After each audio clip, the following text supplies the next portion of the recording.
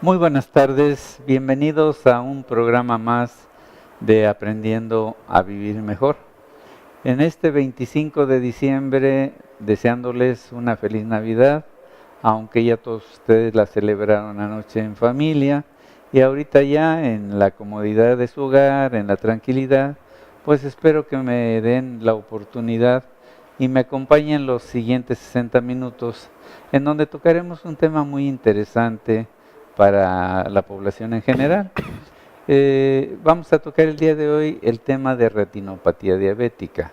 La diabetes mellitus es una de las enfermedades que más problemas causa, independientemente de la entidad como tal.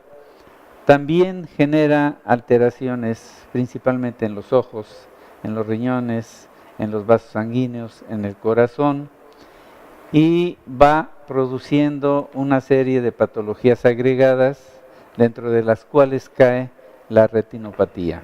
Un problema que, si no es atendido adecuadamente, puede producir la ceguera, la pérdida de la visión totalmente. Y esto es muy lamentable, siendo que hay formas de prevenirlo, de controlarlo y atenderlo por personal especializado. El día de hoy me acompaña el doctor Juan José Hernández Moreno. Él es cirujano oftalmólogo y bueno, quiero que, como siempre, intercambiemos puntos de vista, aprovechemos la presencia de alguien que tiene la experiencia y el conocimiento suficiente para que ustedes, si tienen dudas, nos las hagan llegar a través de www.freshradio.com.mx, programa Aprendiendo a Vivir Mejor, o nos den en Facebook Live un like, y este programa queda grabado en YouTube también, para si ustedes quieren revisarlo posteriormente. Doctor, buenas tardes, como siempre un placer tenerte con nosotros. Muchas gracias, doctor. Buenas tardes a todos. Muchas gracias por sintonizarnos. Muchas gracias por la invitación, doctor. Al contrario. Pues efectivamente, como usted mencionaba hace unos segundos, la retinopatía diabética es una de las principales, si no es que la principal causa de ceguera prevenible a nivel mundial. La verdad es que es muy triste para nosotros ver en la consulta, tanto del medio privado como del medio público, cómo este padecimiento causa estragos que, como bien dijo, pueden ser prevenidos, pueden prevenirse y pueden tratarse adecuadamente. Para nosotros la retinopatía diabética nosotros la nombramos como el asesino silencioso. Es decir, es una enfermedad que va como la bolita de nieve, ¿no? Primero es pequeñita, el paciente no se cuida, el paciente no modifica estilos de vida, el paciente no crea conciencia del impacto que puede tener sobre la visión, y podemos encontrar casos como los que vemos aquí en la imagen, ¿no? En la que muchas veces para uno como oftalmólogo es como sentirse atado de manos, porque se pudieran hacer muchas cosas antes de que pudiera suceder, por ejemplo, lo que tenemos aquí en la imagen de enfrente. Esto es el fondo de la retina. Así es, ese es el fondo de ojo, efectivamente. Esto es dentro del examen que nosotros hacemos de los pacientes diabéticos. Esa es una de las partes de la exploración oftalmológica en el diabético, que le damos mucho enfoque, porque es aquí en esta estructura donde se manifiesta todos los daños o los estragos que puede causar la diabetes a nivel ocular.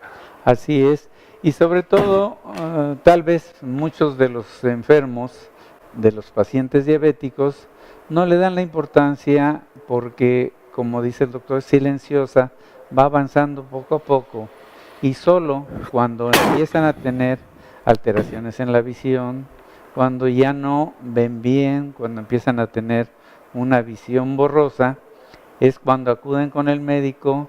Y bueno, ya se encuentra uno sorpresas desagradables, como la que se veía en esta imagen.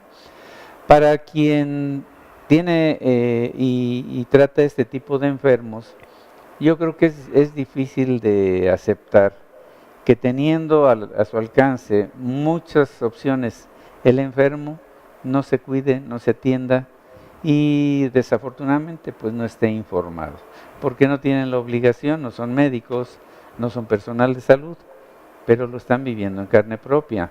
Entonces, la diabetes ¿Por qué le damos tanta importancia, doctor? A veces tal vez el auditorio se desespere y diga, bueno, es que nos están repitiendo lo mismo diario, pero es por una razón. Si usted no entiende y si usted no aprende lo que son estos temas, difícilmente va a cambiar su forma de actuar. Claro, totalmente de acuerdo, doctor. Efectivamente, la diabetes mellitus o las complicaciones que puede generar la diabetes mellitus, todas, sin excepción, son prevenibles. Y la retinopatía diabética es una de ellas. Entonces, ¿cuál es el mecanismo por el cual la diabetes afecta la visión? Siempre les explico a los pacientes que el manejar niveles altos de azúcar desgasta las venas y las arterias del ojo. Sí. Es como si fuera el sarrito, como si fuera la caries, pues, que pica, ¿no? En el caso de los dientes, pues bueno, el diente, en el caso de las venitas y las arterias del ojo, las va picando, las va haciendo más frágiles, las revienta, ¿verdad? Esa es la razón principal por la cual causa sangrados en los pacientes diabéticos y es la principal razón por la cual aplicamos láser en estos pacientes. Aquí, como bien dijo, doctor, lo importante es no llegar hasta ese estadio, porque desafortunadamente cuando se llegan a esos estadios, pues nosotros tenemos que recurrir a otro tipo de tratamientos que, si bien por un lado el objetivo es limitar el daño, prevenir complicaciones, tratar de mejorar la visión, puede tener efectos secundarios. Entonces, ¿para qué llegar a la necesidad de tener que utilizar láser? ¿Para qué llegar a la necesidad de tener que utilizar tratamientos invasivos como procedimientos quirúrgicos, cuando todo esto se puede prevenir al 100%? De ahí la importancia que tiene el hecho de que el paciente esté al pendiente de sus controles, esté muy al pendiente de sus revisiones anuales, con la finalidad de prevenir que lleguemos a desarrollar toda esta serie de complicaciones. Aquí en la gráfica podemos observar lo que les comentaba, desafortunadamente la retinopatía diabética es la principal causa de ceguera prevenible a nivel mundial. Las complicaciones microvasculares que se producen secundarias al descontrol del azúcar van dañando la retina y van generando toda esa serie de daños, toda esa serie de sangrados, de hemorragias que van haciendo que la visión se pierda gradualmente. Cuando la retinopatía diabética está presente, desafortunadamente esto es una evidencia de que el paciente definitivamente está muy mal controlado. Sí. ¿Cuánto tiempo después de que el paciente se conoce como diabético puede esperarse este tipo de complicación? Normalmente se tiene bien estudiado esto, normalmente 5 a 10 años después de haber desarrollado la diabetes mellitus, entre el 60 y el 70% de los pacientes diabéticos va a tener algún cambio dentro de la vasculatura a nivel retiniano. Entonces, de ahí la importancia, el objetivo pues que se tiene, por ejemplo, dentro del Seguro Social con los programas de Prevenince es precisamente esto, o sea, la vigilancia anual del paciente, porque uno nunca sabe quién va a desarrollar estas complicaciones. Lo cierto es que para nosotros es muy claro que 6 a 7 cada 10 pacientes después de 5 a 10 años de ser diabéticos, número muy elevado. Exacto, es más de la mitad de los pacientes, sí, ¿verdad? Van a tener cambios a nivel retiniano causados por el descontrol de su azúcar. Y es que la diabetes mellitus es una enfermedad que se reconoce que tiene órganos blancos. O sea, lo que es los ojos, el corazón, los riñones, arterias, van a ser afectados con el paso del tiempo, aunque se tenga un buen control, no en la misma proporción, pero sí se van a ver afectados. Entonces, de ahí la importancia de que las personas entiendan que tener 200 miligramos de glucosa diarios, hay gentes que manejan 500, 600 miligramos y que gracias a Dios no están hospitalizados de una manera muy temprana, pero pareciera que no se le da la seriedad al problema. ¿Qué va a ocasionar en los ojos? La retinopatía diabética, que es el peor de los males. Y una vez que está muy avanzada, sí se puede hacer algo, pero ya no se puede recuperar la vista. En el caso del corazón, también lo daña. En el caso de las arterias, bueno, hay la aterosclerosis que las hace muy chiclosas, o bien la arteriosclerosis que las endurece y no facilita la buena circulación. y esto va a afectar al riñón directamente, y de esa forma pues son personas que van a terminar en un proceso de hemodiálisis que uno no quisiera, pero que cuando no se cuidan y no se le da la importancia de vida en la enfermedad, tarde que temprano lo va a hacer. Ahora, ¿cómo es que tú vas a establecer el diagnóstico de una retinopatía diabética? Bien, todo empieza en el examen oftalmológico. Cuando el paciente llega con nosotros a la consulta, empezamos evaluando la visión, la calidad de la visión, tanto la visión lejana como la visión cercana. Sí.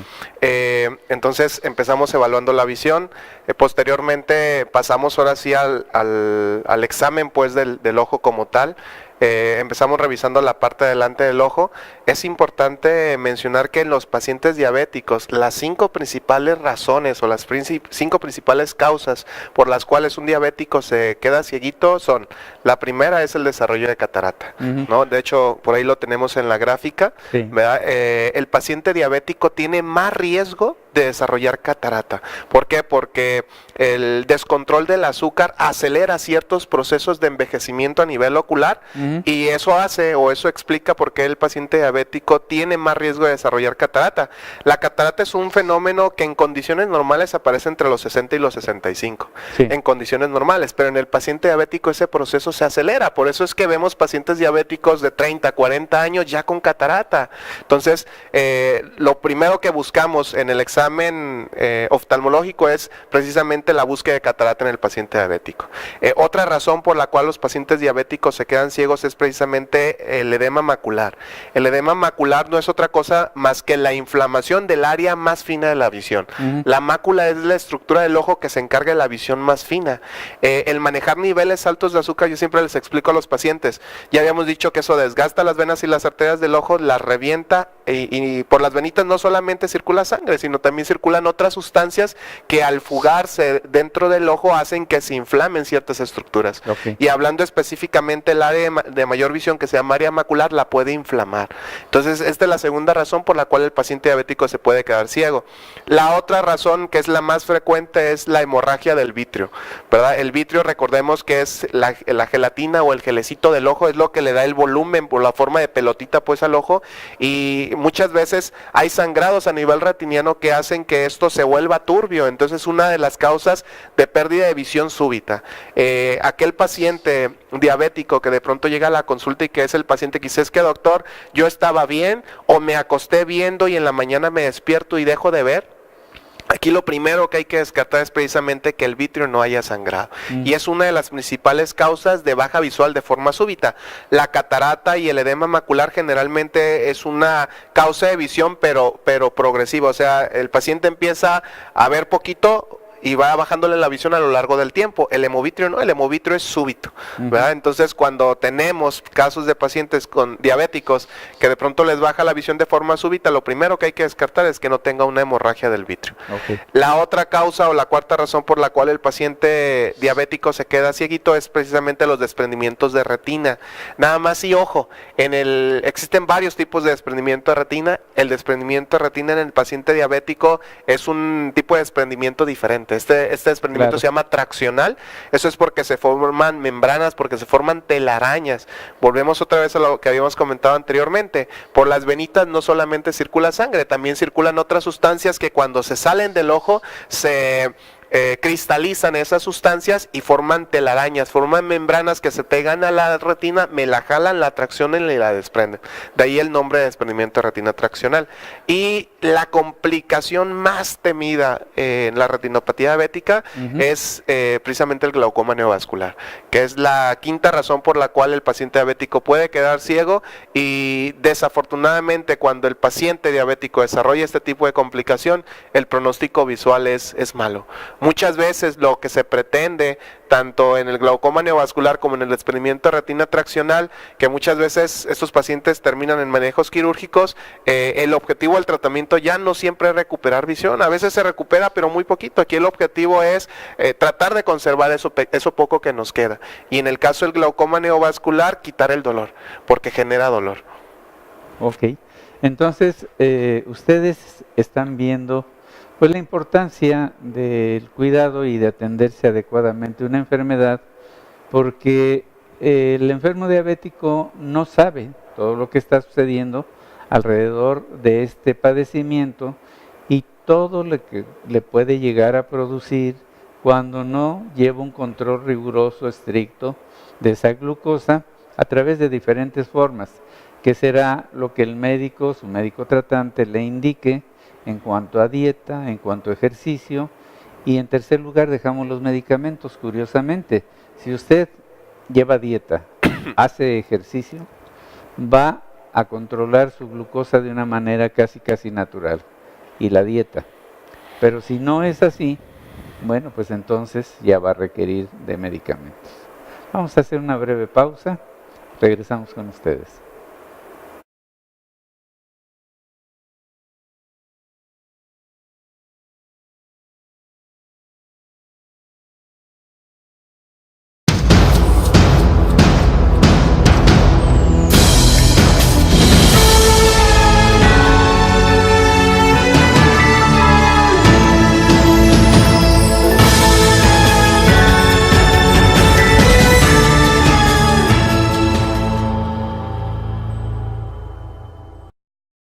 ¿Te duelen las piernas? ¿Tienes varices, úlceras o insuficiencia arterial? Omar García Solís, doctor en Angiología y Cirugía Vascular, consultorio 15 en el Hospital Colima, Ignacio Sandoval 1801. Tratamiento médico y quirúrgico para pie diabético, trombosis, aneurismas y lesiones vasculares. Omar García Solís, doctor en Angiología y Cirugía Vascular.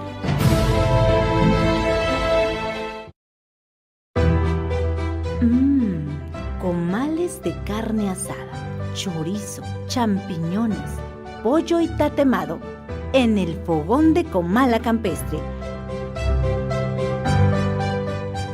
Desayuna o almuerza con nosotros de 8 de la mañana a 1 de la tarde. Huevos al gusto, chilaquiles verdes y colimotes. El fogón de Comala Campestre, kilómetro 3,5, carretera Comala-Suchitlán, pasando el nuevo libramiento Nogueras.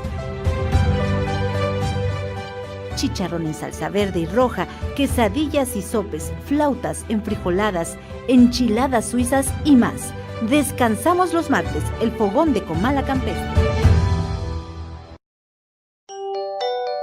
En la mejor atención para tu bebé está la doctora Fabiola, pediatra neonatóloga. La doctora Fabiola Sánchez Michel se especializa en atención del recién nacido. Si durante tu embarazo tuviste diabetes, hipertensión o preeclampsia, la doctora Fabiola es lo ideal para tu bebé. Su consultorio se encuentra en Avenida Ignacio Sandoval, número 1801. Se ofrece control y seguimiento del niño sano y enfermo, cuidados de terapia intensiva neonatal, asesoría de lactancia materna, valoración y seguimiento del neurodesarrollo. Por eso y más, la doctora Fabiola es su mejor opción. Citas al teléfono 32 35 400. Tú escuchas Radio Fresca, Fresh Radio.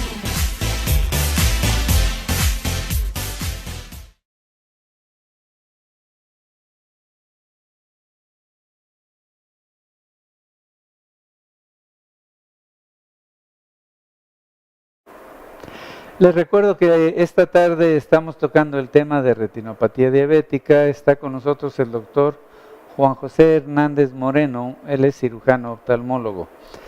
Y bueno, pues me gustaría que nos comentaras de dónde eres, dónde estudiaste, dónde hiciste tu especialidad, dónde tienes tu consultorio y cuáles son los teléfonos en caso de que alguien pues requiera de tus servicios, ¿no?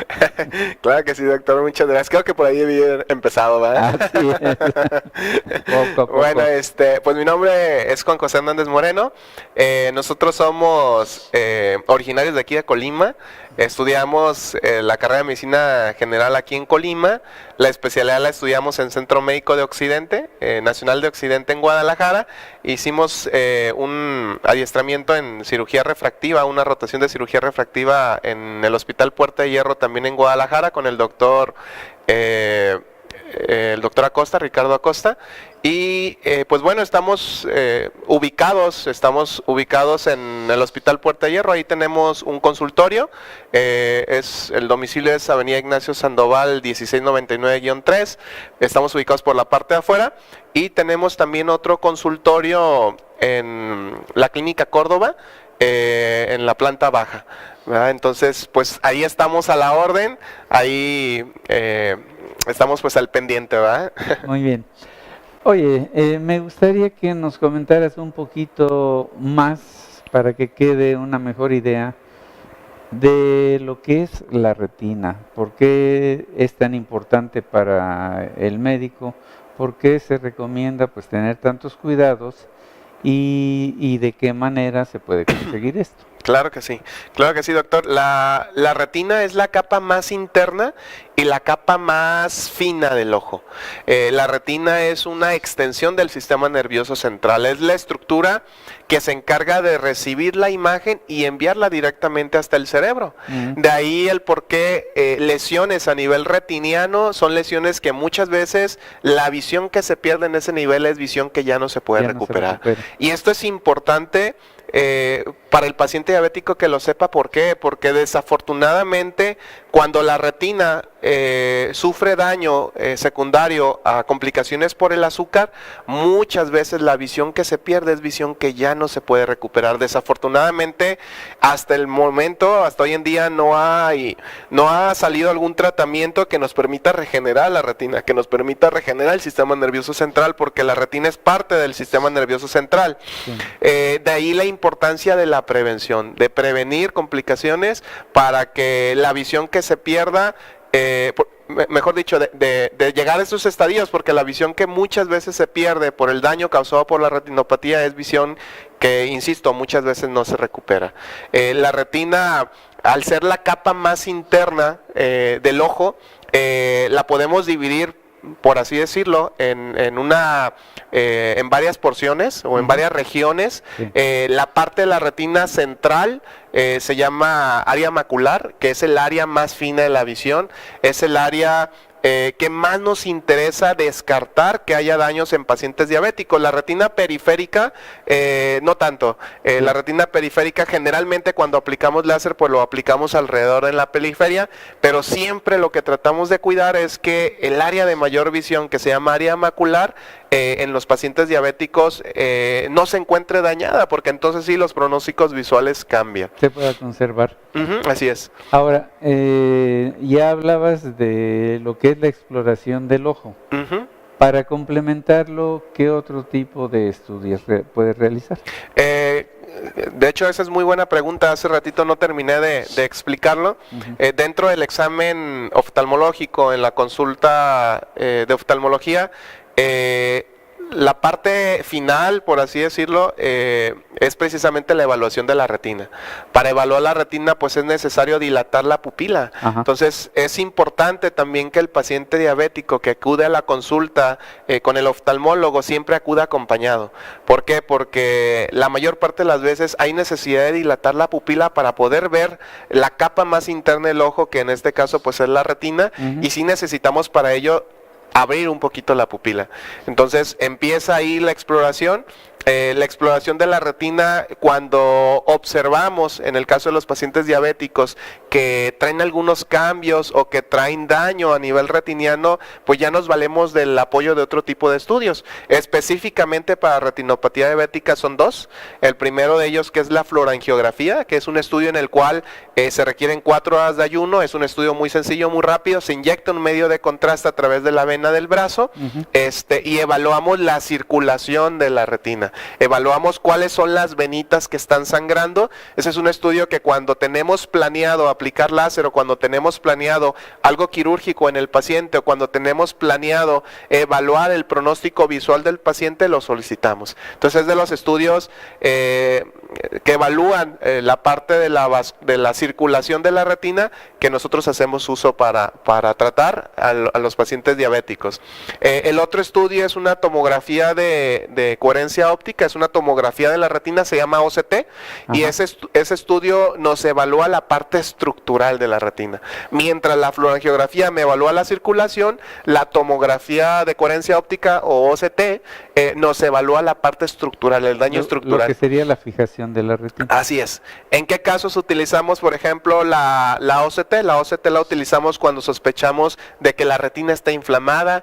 La utilizamos, por ejemplo, cuando sospechamos que en la retina hay daño estructural y la fluorangiografía salió normal, entonces el estudio que sigue para evaluar las condiciones de la retina es el estudio estructural, que en este caso sería la OCT. Cuando nosotros tenemos planeado evaluar la circulación, tenemos planeado evaluar si al paciente vamos a aplicar láser y cuáles son las áreas en las que vamos a aplicar láser, porque queremos buscar los sitios de fuga, pues solicitamos la fluorangiografía. Ok. Cuando se da el desprendimiento de retina, ¿qué sucede? Bien, cuando se da el desprendimiento de retina, esa es muy buena pregunta. El desprendimiento de retina también se puede visualizar en estos dos estudios, pero el estudio ideal para evaluarlo es un ultrasonido. Ajá. Solicitamos un ultrasonido como el de las embarazadas, es un ultrasonido modo B, Ajá. nada más que ese lo hacemos a nivel ocular, ¿verdad? Entonces ahí vemos cuáles son las zonas de desprendimiento, la extensión del desprendimiento y el compromiso que pudiera tener de otras estructuras cuando la retina también se desprende. El desprendimiento de retina definitivamente es quirúrgico, sin embargo es importante que el paciente que lo presenta, hablando específicamente del desprendimiento de retina traccional, porque ya habíamos comentado que el desprendimiento de retina en el paciente diabético es muy diferente al resto de los desprendimientos de retina. Claro. ¿Vale? Entonces en el caso de los diabéticos es importante dos cosas. Primero, que el paciente esté consciente que el pronóstico visual depende básicamente de dos factores. El primero, la localización y la extensión del desprendimiento. Es decir, cuando el desprendimiento de retina no incluye el área de mayor visión, que habíamos dicho que era el área macular, exacto, tiene mejor pronóstico.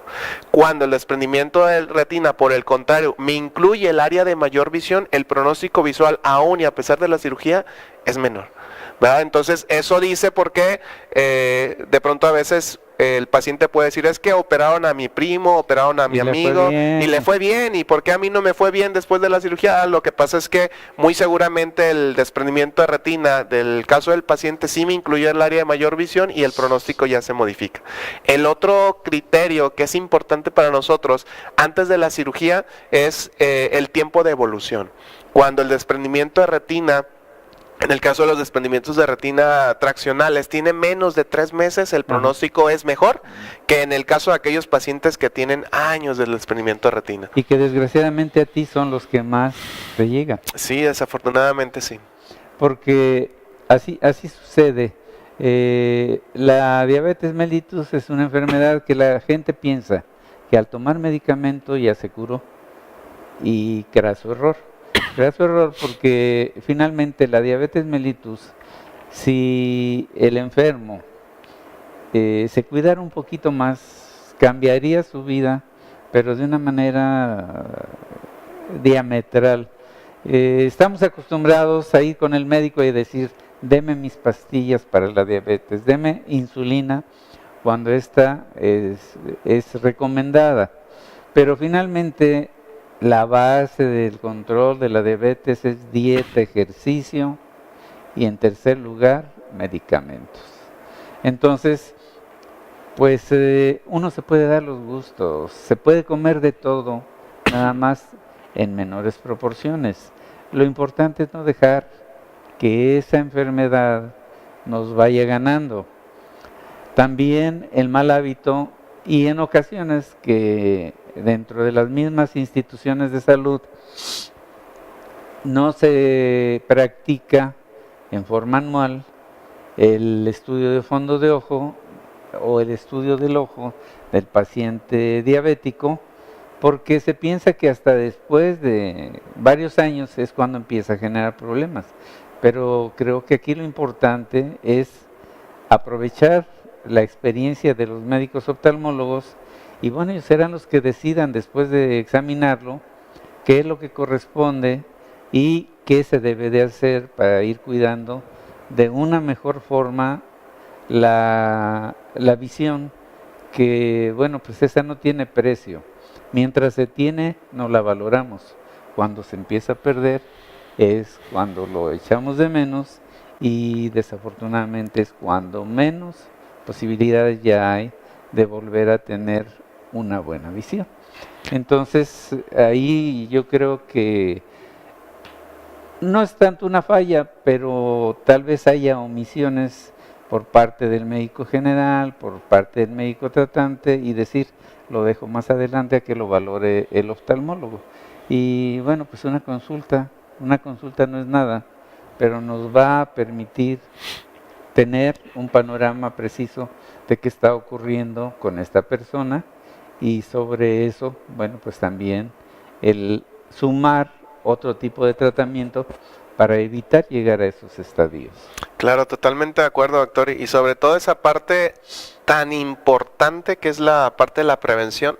Desafortunadamente el problema del paciente diabético es, como lo habíamos mencionado inicialmente en la entrevista, la diabetes mellitus es una enfermedad silenciosa. Entonces, como no duele, como no genera ninguna molestia en etapas iniciales, el paciente no se atiende porque como no le genera ninguna molestia, pues el paciente piensa que está bien. Claro. Entonces, es muy triste para nosotros como oftalmólogos cuando el paciente, guiado por esa creencia de que no siento nada, no me duele, estoy bien, nos llega a nosotros a la consulta porque tiene 3 meses, 6 meses, 1 año que le bajó la visión y resulta que todo lo que se pudo haber hecho si el paciente hubiera venido cuando empezó con sus molestias o bien si el paciente hubiera llevado un control adecuado de su enfermedad, pues no se hubiera llegado pues a ese estadio, ¿verdad? Así es. También importante recalcar la parte de la actividad física y la parte fundamental que tiene la dieta.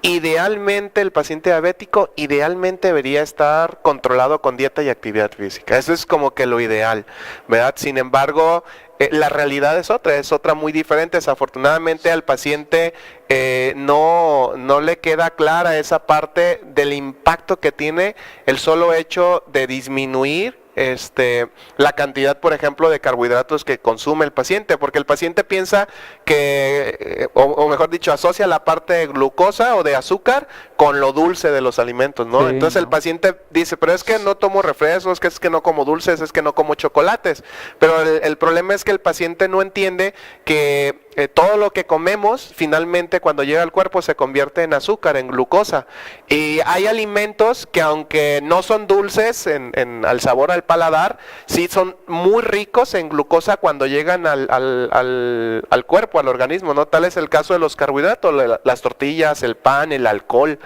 las sopas, ¿verdad? Entonces el paciente lo sigue comiendo porque él cree, o el paciente cree, que como no es dulce, no va a elevar demasiado las cifras de azúcar.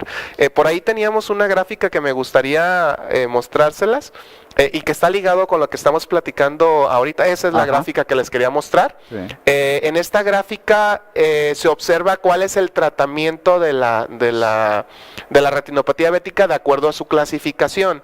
Una vez que el paciente llega a la consulta, yo lo reviso, tengo que estadificar ese problema tengo que evaluar el efecto que ha tenido el azúcar en sus ojos. Entonces yo lo clasifico. Entonces tenemos 3 grupos, ¿no? El primero es el paciente que ojalá fuera la mayoría, que desafortunadamente la realidad es otra, el paciente que no tiene todavía manifestaciones de su azúcar en su ojo, ¿no? Que es el paciente que no tiene retinopatía diabética. Aclaro nada más, los términos RD significa retinopatía diabética. Entonces ese es el primer grupo, ¿no? El paciente que está sano, por así decirlo, desde el punto de vista oftalmológico. Y después ya entra el paciente que sí tiene cambios en el ojo generados por la retinopatía. El primer grupo se llama retinopatía diabética no proliferativa y el segundo grupo, que es todo lo de rojo, que se llama retinopatía diabética proliferativa. En resumen, y así de fácil es, el primer grupo, que es todo lo de amarillo, es el paciente que necesita modificar estilos de vida. ¿Qué significa eso? Que necesita comenzar a hacer actividad física. ¿Qué significa eso? Que el paciente necesita cambiar sus hábitos de alimentación. Y cuando decimos actividad física, no es que el paciente se tenga que meter al gimnasio. De veras, no se imaginan el impacto que tiene el caminar 30 a 60 minutos al día. Tiene un impacto impresionante sobre el control de la glucosa. Si el paciente, y no necesita irse el paciente a la unidad Morelos, hablo de unidad Morelos porque estamos aquí en Colima, ¿verdad? Claro. Pero no necesita irse a una unidad. Yo siempre les digo a los pacientes que tenemos en la consulta, el hecho de que le den la vuelta a la cuadra, de que le den la vuelta al jardín que tienen enfrente de su casa, es suficiente. Y si eso lo hacen de forma constante, porque el organismo trabaja por constancia, rinde más 30 minutos diarios que 2 horas cada cada semana, por ejemplo. Así es. ¿Verdad? Entonces es importante. Y menciono todo esto porque aquel paciente que tiene datos de que ya empezó con cambios en el ojo causados por el descontrol de su azúcar y que se encuentre dentro de este grupo, si solamente empezamos a hacer actividad física, si solamente modificamos la parte de la alimentación, ¿no? A veces el paciente piensa que el paciente diabético no puede comer de todo. Y sí, claro que puede consumir de todo. Aquí la importancia es fraccionarlo, ¿no? Las dosis, las porciones de lo que sí puede comer y de lo que tiene que abstenerse, al menos en la primera fase en la que se controla su azúcar.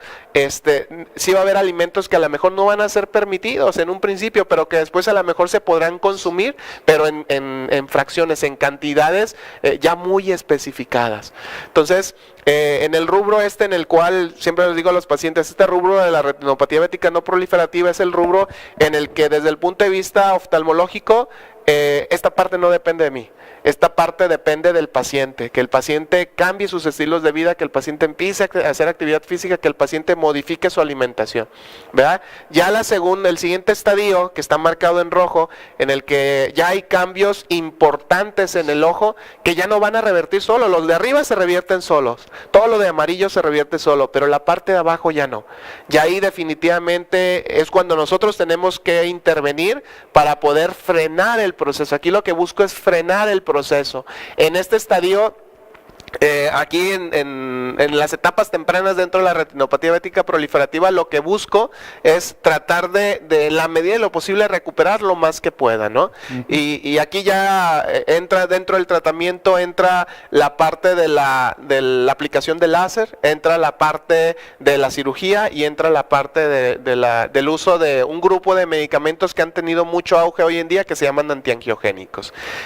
¿Y cómo vas a llegar tú a determinar, ya tienes el diagnóstico, ya hiciste los estudios y ahora sí ya los tienes identificados dependiendo de su problemática? ¿Cuál es lo que más utilizas? ¿Medicamentos, cirugía o una combinación de los dos? Esa es muy buena pregunta, doctor. Aquí el tratamiento siempre es combinado. Nosotros los médicos, creo que algo que debe ser importante, ok, yo soy oftalmólogo, me encargo del ojo, pero creo que el trabajo debe ser coordinado, ¿verdad? Entonces, yo siempre le digo al paciente, el 50% va a depender de usted y el otro 50% va a depender de nosotros. ¿En qué sentido? Del parte del paciente va a depender el que modifique todo lo que hayamos platicado, ¿no? Estilos de vida saludable. De parte de nosotros va a influir el buen control del azúcar. Y esto lo podemos hacer, bueno, el internista controlará esa parte de los manejos de hipoglucemiantes, ¿no? Los medicamentos para el azúcar. Si el internista considera necesario para controlar el descontrol metabólico o controlar los niveles de azúcar, utilizar insulina, que por cierto aquí hago un paréntesis, después hablaremos del impacto que tiene la insulina a nivel ocular, porque hay algunos mitos que sí me gustaría aclarar en esta entrevista. Así es. En relación al uso de la insulina. Y si el internista sugiere que para controlar los niveles de azúcar se necesitan insulina, pues bueno, ya hará él los ajustes necesarios con esa parte. Claro. De parte de nosotros, hablando específicamente del ojo, yo tengo que evaluar si el daño que tiene el paciente va a ser suficiente aplicando láser o si definitivamente tengo que recurrir a medicamentos que se inyectan dentro del ojo, se llaman antiangiogénicos, como los vemos ahí en la gráfica, y que lo que buscan es, por un lado, esos medicamentos me ayudan a que se reabsorban los sangrados, me ayudan a que se desinflame la retina y me ayuda también a sellar las venitas que estaban sangrando. Estos medicamentos son medicamentos que se aplican mensualmente. Esos no son medicamentos que yo ya aplico uno y a la semana el otro, no. O sea, yo aplico hoy el medicamento, tengo que evaluar al paciente al mes y al mes ya evalúo si requiere o no requiere la siguiente aplicación del medicamento. Y la tercera opción, si el daño definitivamente no lo puedo reparar o no lo puedo resolver ni con láser ni con la aplicación de antiangiogénicos, pues definitivamente tendrás que hacer algo quirúrgico. Ahorita que estamos tocando esa parte del láser, es importante, a mí a veces me da tristeza que escuchar a los pacientes diabéticos que dicen, no doctor, pues aplíqueme láser. Es importante también que el paciente diabético esté consciente de que el láser tiene efectos secundarios que son importantes. ¿Cómo cuáles? De entrada, los efectos secundarios por la aplicación del láser dentro del ojo aparecen entre el 30 y el 40% de los pacientes. Es decir, de cada 10 pacientes diabéticos que requieren tratamiento con láser, 3 a 4 de cada 10 pueden desarrollar alguno de estos problemas que inclusive están descritos aquí en la gráfica. Puede bajar de forma temporal o permanente la visión. ¿Verdad? Y no solamente visión lejana, también puede ser visión cercana. Pueden generar la visión, la parte de la visión nocturna también se puede disminuir un poco. La percepción de los colores se puede también afectar. O sea, no cambian colores, pero sí disminuye la intensidad con que el paciente ve los colores. De igual forma, la presencia de telarañas, cabellitos, destellos, luces de colores pueden hacerse presentes después del tratamiento con láser, y se puede perder también ese fenómeno de la acomodación. El último comentario, doctor, sobre el uso de la insulina, porque se nos termina el tiempo. Sí, en relación al mito, sí me gustaría aclarar esto. Muchos pacientes de la consulta manifiestan que la insulina daña la retina y eso hace que se pierda más la visión. En realidad no es que la insulina cause la baja visual. La insulina es una herramienta que se deja para estadios avanzados de la diabetes. Entonces, generalmente cuando el paciente requiere la insulina es cuando el descontrol ha sido tan avanzado que ya no lo puedo frenar con medicamentos. Entonces, cuando utilizamos la insulina y coincide el uso de la insulina con la aparición de complicaciones propias de la diabetes en el ojo. Vamos a nuestro último corte y regresamos.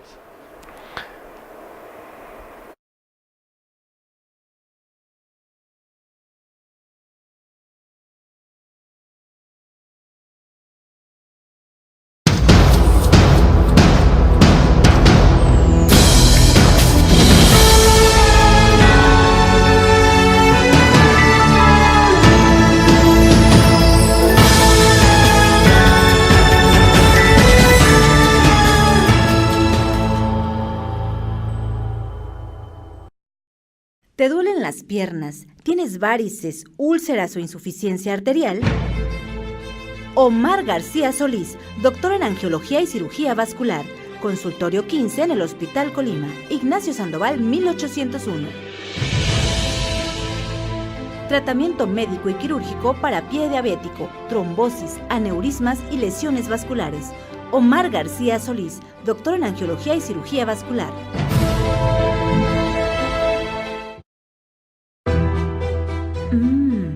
Comales de carne asada, chorizo, champiñones, pollo y tatemado en el fogón de Comala Campestre. Desayuna o almuerza con nosotros de 8 de la mañana a 1 de la tarde. Huevos al gusto, chilaquiles verdes y colimotes. El fogón de Comala Campestre, kilómetro 3,5, carretera Comala-Suchitlán, pasando el nuevo libramiento Nogueras.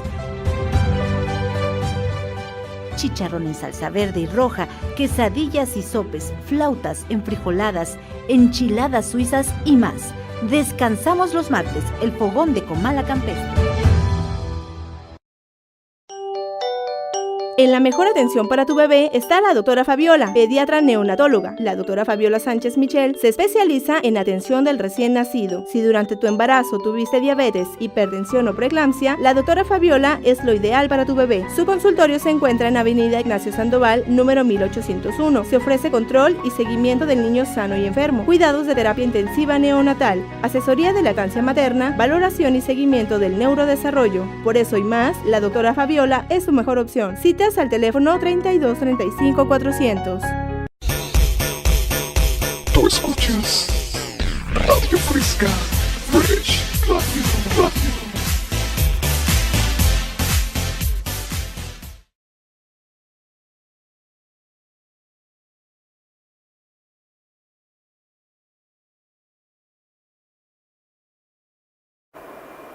En los tratamientos de la diabetes, en ocasiones se pueden caer en los excesos, la preocupación por estar sano y por controlarse. Y bueno, pues vamos a hablar, aprovechando el ambiente navideño, de un pequeño chascarrillo de una paciente que llegó hace mucho tiempo y bueno, pues ella no encontraba la mejoría y decía, es que yo estoy siguiendo las indicaciones, hago dieta, hago ejercicio y tomo mi medicamento. Dice, y bueno, pues tuve que cortar a mi novio. Le digo, pero ¿y el novio qué tiene que ver con la enfermedad? Es que era demasiado dulce. Y bueno, no hay que llegar a esas exageraciones, ¿verdad? Pero finalmente sí hay que preocuparse. La diabetes mellitus era una enfermedad hace muchos años que mataba demasiada gente. En la actualidad lo sigue haciendo, pero ahora es más lento, más despacio y con más problemas. Entonces, yo creo que en la vida lo que queremos es vivir el poco o mucho tiempo que tenemos de la mejor manera. Y la mejor manera es cuidándonos. Entonces, si nosotros hacemos eso, vamos a vivir más. Tenemos una tasa de sobrevida de 76 años en México. La mujer nos gana por 8 meses, 9 meses. Pero finalmente, cuando no nos cuidamos, pues todo esto se va a la basura. Y estamos viendo personas ahorita que a los 40, 50 años ya tienen problemas renales. Antes eran los infartos, por suerte.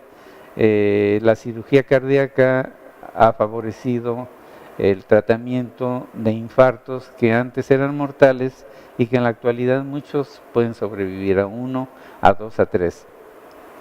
En el caso de la insuficiencia renal, pues un paciente que empieza con insuficiencia renal tiene entre 3 y 5 años de sobrevida y no hay más.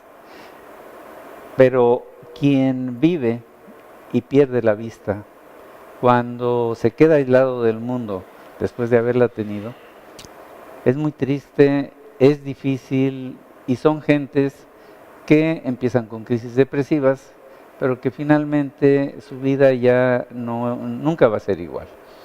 Ahora, ¿cuáles son las opciones que ya desde el punto de vista quirúrgico en un momento determinado existen en Colima para atender a los pacientes? Y si no es posible devolverles totalmente la visión, al menos permitirles que puedan todavía valerse por ellos mismos. Claro, claro, sí, doctor. Básicamente la cirugía en el paciente con retinopatía diabética va enfocada cuando yo ya no puedo resolver problemas, ¿no? El manejo quirúrgico tiene sus indicaciones muy específicas en la retinopatía diabética. Básicamente son estas 4 que vemos aquí en la gráfica. La presencia de hemorragias del vitrio, cuando la hemorragia del vitrio es persistente, aún a pesar de que ya apliqué láser, aún a pesar de que inyecté al paciente con la finalidad de que el sangrado se reabsorbiera y ese sangrado no se reabsorbe y el paciente sigue viendo sigue viendo mal después de 3 meses de intentar frenar ese sangrado, pues es una indicación o un motivo por el cual operar al paciente. Uh-huh. La otra indicación es en aquellos casos en los cuales el desprendimiento de retina está presente. Y aquí es importante mencionar 2 cosas. Yo siempre he dicho que pues no hay mejor cirugía que la que no se hace. Uh-huh. No todos los pacientes con desprendimiento de retina traccional causado por complicaciones del azúcar son candidatos para cirugía. Aquí influye mucho varios aspectos, desde la capacidad de visión que tiene el paciente antes de la cirugía, ¿verdad? Aquel paciente que nada más me alcanza a percibir o me tiene visión de 30 centímetros hacia atrás, o aquel paciente que nada más me alcanza a contar dedos a no más de 1 metro, son pacientes que con la cirugía definitivamente no voy a ganar más visión, que me expongo a que eso poquito que le queda de visión lo pueda perder durante la cirugía. Ajá. Entonces no le estoy dando garantía de nada. Esos pacientes son en los que nosotros como oftalmólogos decidimos y preferimos mejor ya no tocar al paciente. ¿Por qué? Porque hay más riesgo que beneficio. Entonces esos pacientes no se van a ver beneficiados con la cirugía.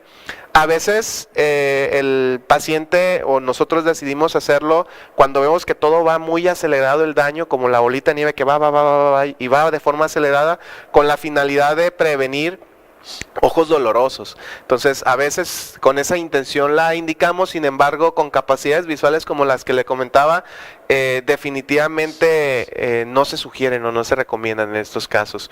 Aquellos pacientes en los cuales se desprende el área de mayor visión, que es el área macular, y que tienen más riesgo, por ejemplo, de que al momento de estar primero despegando las adherencias que tiene la retina, porque se hacen adherencias, Sí.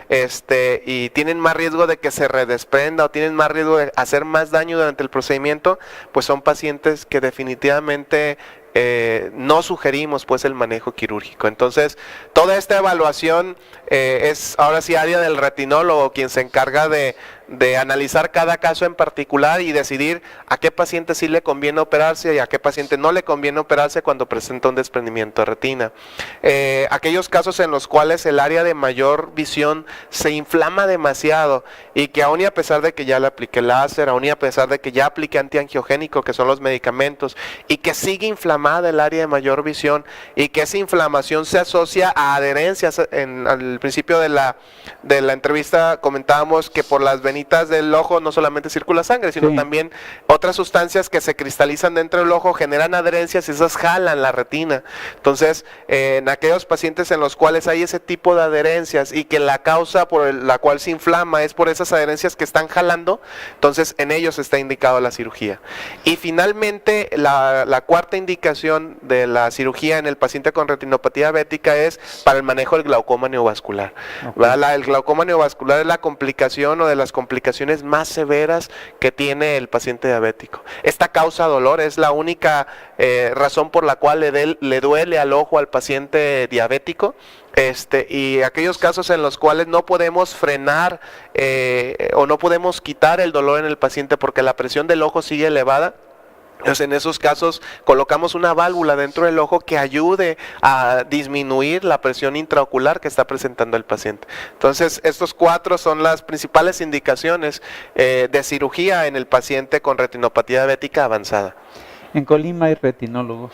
Sí, sí los hay, muy buenos, muy buenos. Hay varios retinólogos aquí en el estado.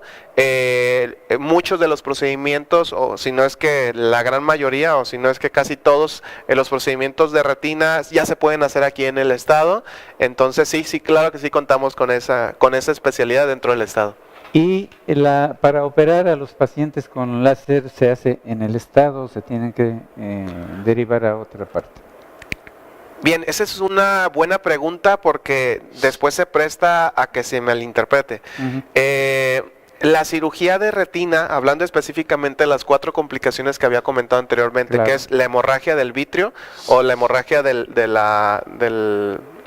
vitrio, el desprendimiento de retina, el edema macular persistente o la inflamación del área de mayor visión persistente y el glaucoma neovascular no se operan con láser. O sea, son procedimientos en los cuales se utiliza láser para sellar las venitas que están sangrando al final, ¿no? Ajá. Por ejemplo, en la hemorragia vitral lo que hacemos, se lava el ojito por dentro, se absorbe el sangrado, se limpia el sangrado y al final sellamos las venitas, ¿no? Que están sangrando.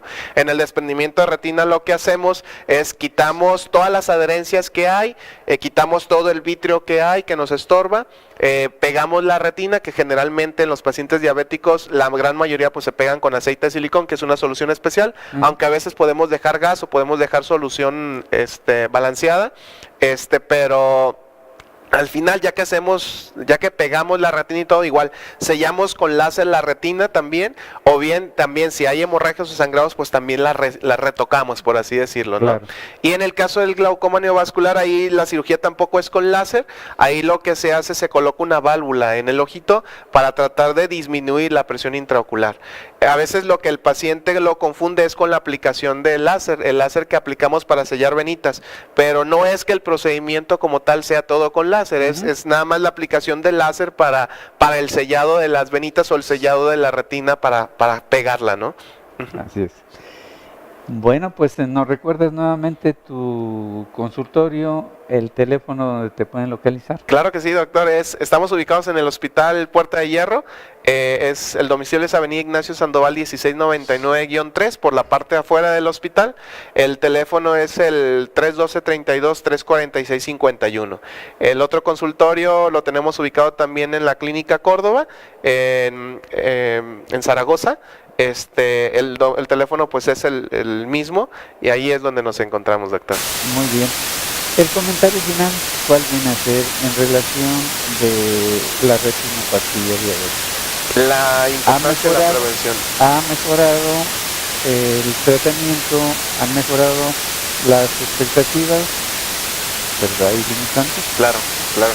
Sí, definitivamente lo que se puede ofrecer hoy en día al paciente con complicaciones de retinopatía diabética causadas por el descontrol de la diabetes es mucho, es muy diferente lo que hoy en día se puede ofrecer a lo que se tenía anteriormente. Así es. Anteriormente había complicaciones que el paciente estaba condenado a la ceguera. Ahora lo que se busca es evitar esa situación. Pero sin duda lo más importante de todo lo que hemos hablado, creo yo, es la prevención.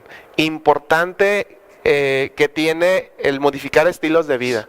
¿Por qué? Porque todo esto es 100% prevenible. Todo esto, si el paciente, ahora sí como decimos, ¿verdad?, le cae el 20, modifica estilos de vida, empieza a hacer actividad física, modifica sus hábitos de alimentación, puede prevenir todo esto. Y esto va para todos los diabéticos, no nada más para el que tiene retinopatía. Si usted es diabético, si usted es diabética, los años le van a ir cobrando la factura y dependiendo de la inversión que usted haga, pues va a obtener beneficios o no. Entonces, usted es la que tiene la última palabra, el que tiene la última palabra. Esperemos que todos nos hagamos responsables por nuestras enfermedades, nos cuidemos más, empecemos a aprender a querernos, que eso yo creo que es lo más valioso. Cuando uno se quiere, se cuida. Cuando no se quiere, se abandona. Y si usted no se preocupa por su salud, nadie más lo va a hacer. Yo quiero aprovechar para desearles pues que este próximo fin de año lo disfruten en compañía de su familia, de la mejor manera, tranquilos, sin abusar de las bebidas. Ustedes están viendo que el ambiente, pues en cuanto a seguridad en el estado, no es el mejor y también ahí debemos de ser precavidos, debemos de tomar nuestras medidas de seguridad para que estas fiestas las disfrutemos en familia, las gocemos y el 2018 nos traiga un panorama muy diferente, mejor en todos los aspectos. Les deseo una feliz Navidad, próspero año nuevo y nos vemos el día 1 con otro programa más en Aprendiendo a Vivir Mejor. Doctor, muchas gracias. Muchas gracias, doctor, Buenas por la tardes. invitación.